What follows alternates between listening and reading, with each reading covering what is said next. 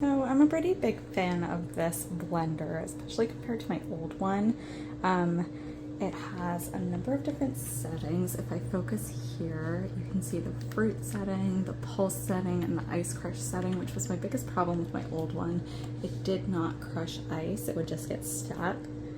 My biggest problem is how big the base is, and for a small apartment, it's kind of hard to store.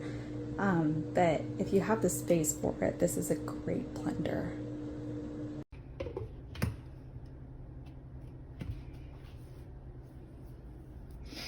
I'm gonna start off. I want to do it this way.